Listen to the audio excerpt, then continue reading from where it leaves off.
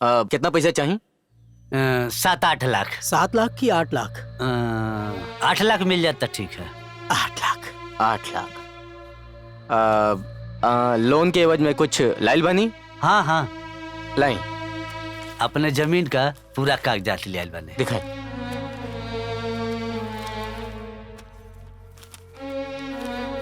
का इंटरेस्ट पड़ी?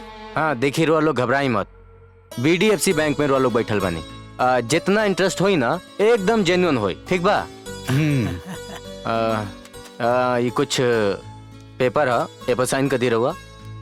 यहाँ साइन कर।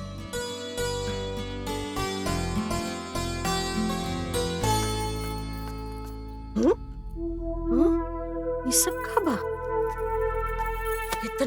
इतना सामान? अयो दादा। अरे बाप रे बाप, इतना? अरे हाँ?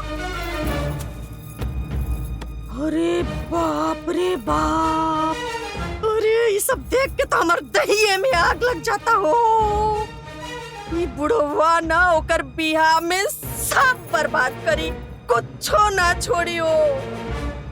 बुढ़वा हमार दोनों बेटी के बेच के छोड़ी, वो जरूर बेची। हे भगवान, अब रहुए हमार बेटियन खातिर कुछो करी। कुछ सामान लिया दे ले बने। हाँ? और सामान? स्वागत में कोनो कमी ना होके चाहिए, सब परसायक चाहिए हैं? कमी पड़ी तो अपना के उसिन के परोस दी। अरे राम राम राम राम। अरे हमरे बिटिया के सुख के शुरुआत में तो शुभ शुभ बोला।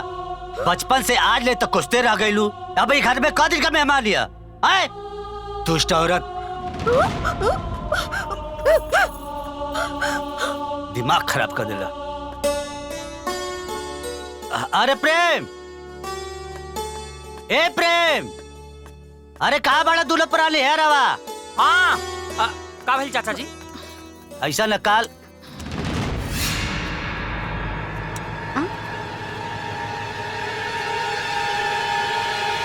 ये घूंघट कैसन? चाचा जी ये घूंघट हमरा शपथ के निशानी है। अब बात का बा वो बताई। ठीक है, कहा ना कि काल लड़का वाले आवत हो देखे काजल के दोनों लोग तेरी मदद कर दिया। हाई घूंघट मत करा, खराब लगता। चाचा जी हम घर के सारा काम कर दे, बाकी ये घूंघट ना हटाए। बाप रे बाप, अरे दिन पर दिन हमार चेहरा डाउन भइल जाता, बाकी केहू के कोनो चिंता नहीं है, केहू के कोनो टेंशन नहीं है। चाचा जी हम मांगते का बानी, ना खाए के मांगतानी, ना पानी मांगतानी। अरे हम तो अपना चेहरा के जवानी मांगतानी, बाकी वो मोरा से नहीं के होत। हमको जना जालत है, कल मेहमान आवत हमारा खातिरदारी में कुछ कमी ना होके चाहिए बस। अरे तू का भैया हमेशा भाभी के परेशान करत रहेला। बतावा भाभी के इतना छोट डिमांड भी पूरा नहीं कर सकत। ए बबनी, हम इतिहास के पहला मर्द हो खाब जेकरा मेहरारू के मेकअप खातिर जमीन बिकाई। हम एकर सारा डिमांड पूरा करब, चाहे भले हमार जमीन बिक जाई, चाहे हमार सोने की सकरी तक बिक जाई। ए बबनी, भले हम एकरा खातिर जीवन भर लत्ता हो जाई। चल अंदर।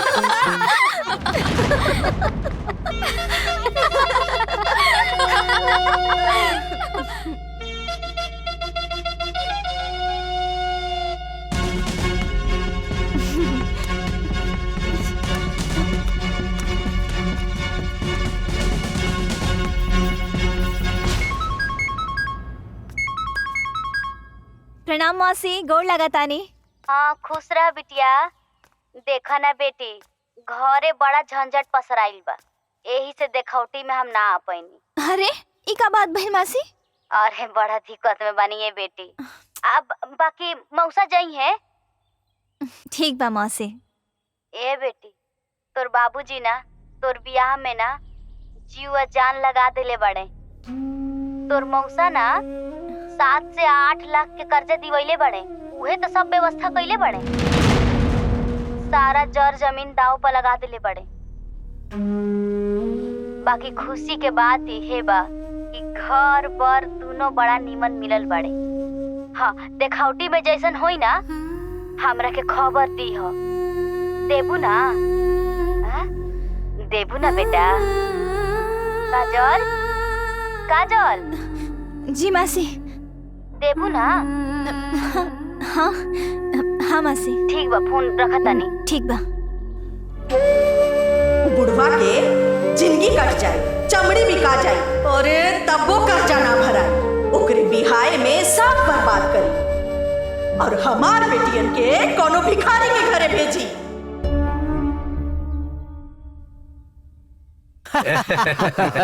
बैठी बैठी बैठी दादी। इली मिठाई खाई। और जीजू रवा खाते स्पेशल चंदू हलवाई के लड्डुआ, रवा के एक ना दो दो को खाए के पड़ी। ठीक बा।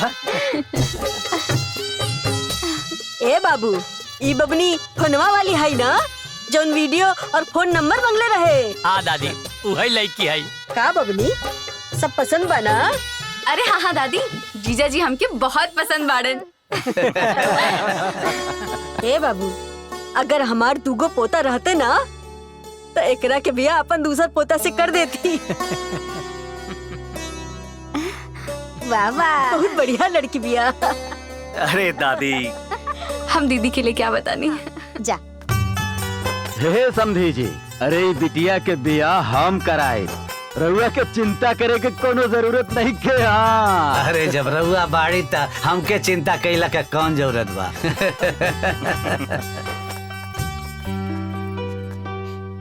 ए बबुआ, देखा दुल्हन आ गईली।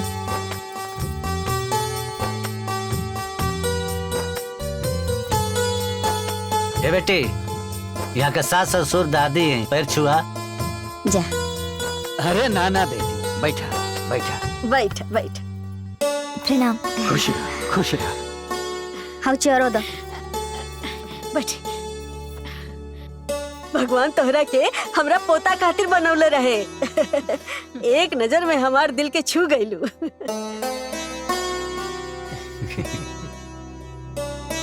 हाँ, ए हो, जा अपना पत्तो के छेकाई कर।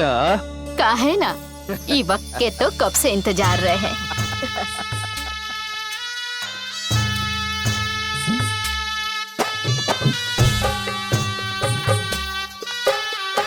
रुक जाए माजी, रुक जाए माजी, रुक जाए माजी, रुक जाए माजी। अभी 2 साल हम शादी ना करब।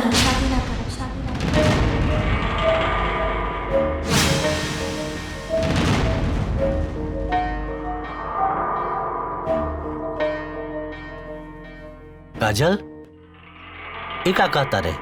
बाबूजी, अपना करियर के लेके अभी हमार कुछ और प्लान बा। अभी 2 साल तक हम शादी ना करब, हमके थोड़ा समय चाहिए। हाँ, परू ब्याह के बाद भी कर सकेलू काजल। ना मौसा, हमार करियर के बाद बा, हम डिस्टर्ब होके के नहीं की चाहत। अरे बेटी, शादी तय करके 2 साल तक रोकल ठीक रही का? हाँ बेटी, ब्याह के बाद भी करियर के प्लान तो बनावल जा सकेला नु।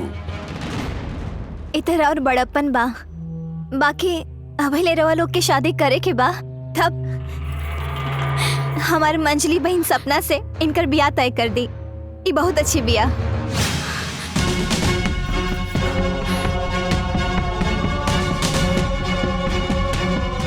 और दादी, रवा के तो हमार बहन पसंद हो बिया ना, हमार बहन के अपना ली। सही कहती है, लेकिया तारा के पसंद हो ना?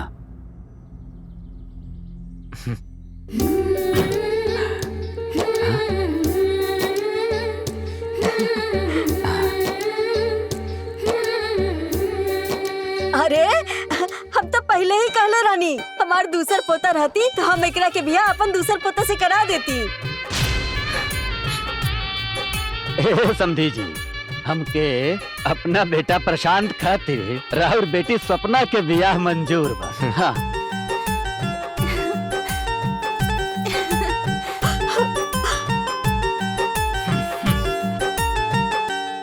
लेकिन समझी जी, बड़ बेटी कुवार, छोट बेटी का शादी कैसे हो सकेला? ए जी, तनी 1 मिनट।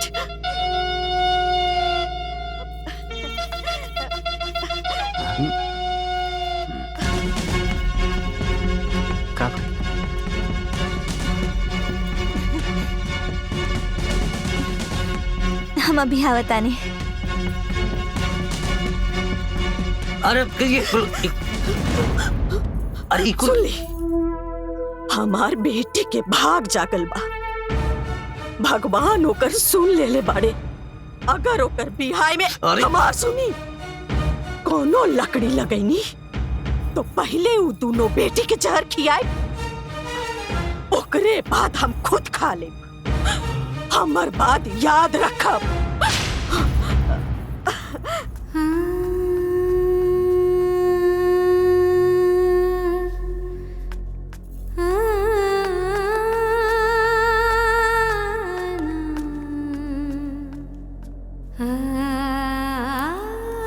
दीदी का थारू बाबूजी ये रिश्ता तोहरे खातिर खोजले बड़े।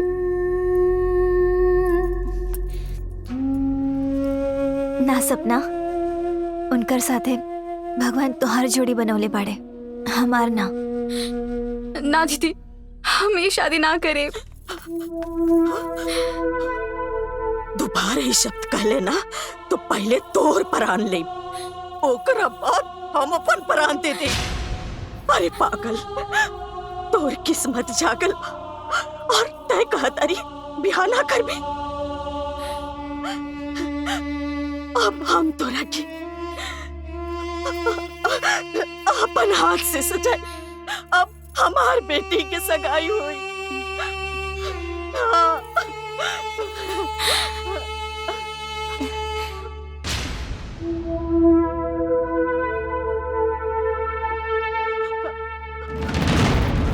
चल जल्दी चल। बड़की दीदी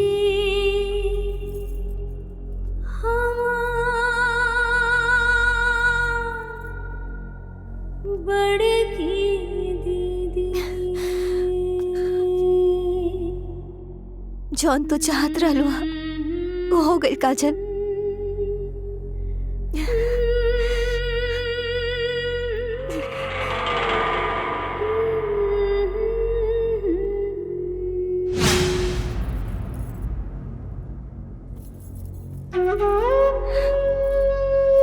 सुंदर लागत है।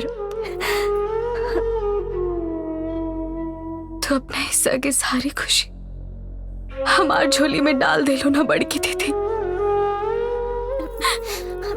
अरे पगली, ये तो भगवान की इच्छा रहे।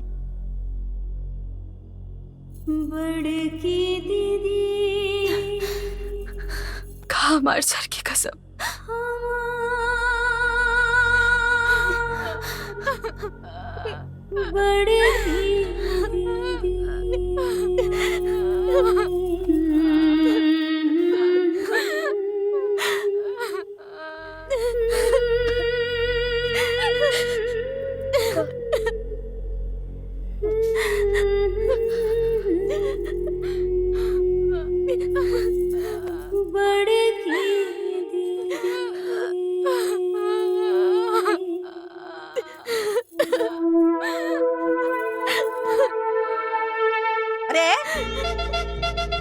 विदाई के तोर मुहूर्त भइल बा और तय एकरा लगे बाड़ी।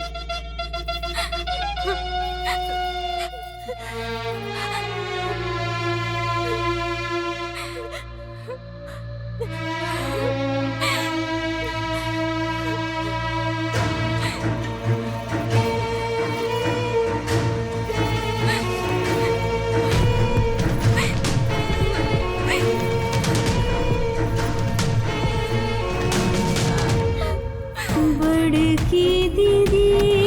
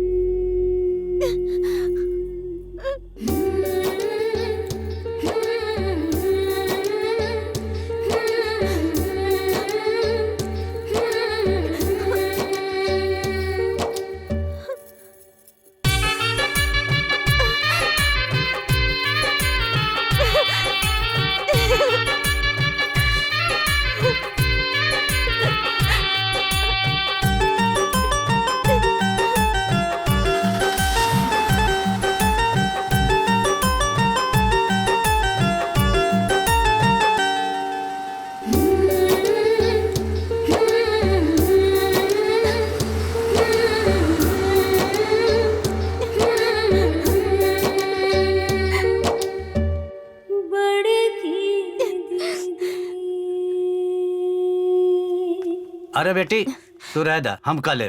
तू आवा बैठा, हम कह देता नहीं 2 मिनट। आवा ना बैठा, हम कर ले। आवा आवा बैठा, आवा मेरे लगे बैठा।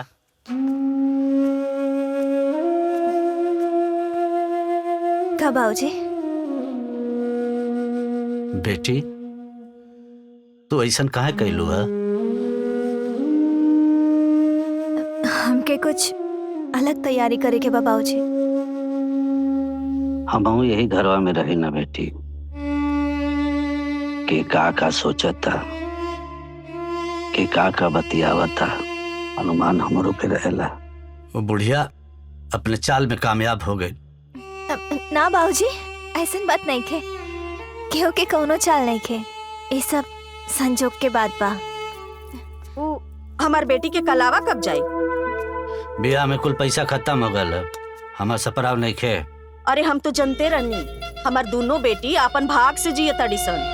राउर बस चलत ना तो कहिए के मुआ देले रहती। अरे दुष्ट औरत, वो दोनों हमरे बेटी है सर, और जौन तोर बेटी ना रानी बन के गई है, ओकर बियाह हम ही कैले। जी ना, ओकर भाग में रहे रानी बने के, तो नकरानी कहाँ से बनी? वो तो काजल जब। बाबूजी काहे झगड़ा करत तानी, का फायदा बा? खलेवा जाई माई, आखिर हम भी तो ओकर बड़की दीदी है ना। पैसा की व्यवस्था हम करतानी। जब बेटी के मायका से मान मिलेला, तभी तो ओकरा के ससुराल से सम्मान मिलेला। पापा जी मम्मी जी,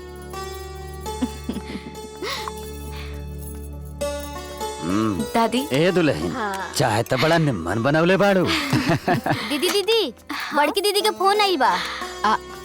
ए दुल्हन जा, पहले बतियाला, काम बाद में होई। ठीक बा। ए दुल्हन, कह दा कलेवा के मिठाई बहुत स्वादिष्ट बा। ठीक बा दादी।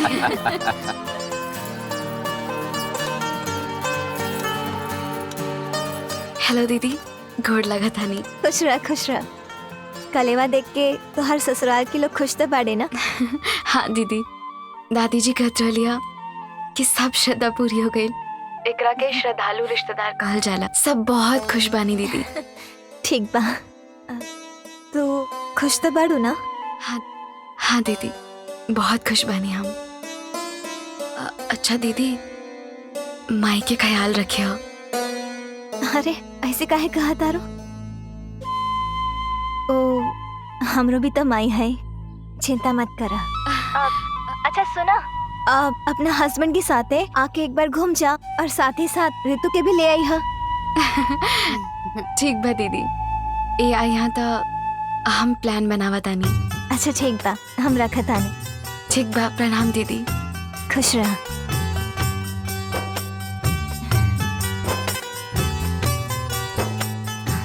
बाबूजी, अभी हमारे सपना से बात भइल। अच्छा ठीक भी है ना? हाँ, बहुत खुश बाड़े, और कलेवा देख के ना ओकर ससुराल वाले भी बहुत खुश बाड़े। का भइल बाबूजी? बेटी, ए बियाह में ना तोरे बाबूजी के कपारे पर बहुत बोझा लदा गइल बा। रवा चिंता मत करी बाबूजी, इस सारा बोझ अब हमार है।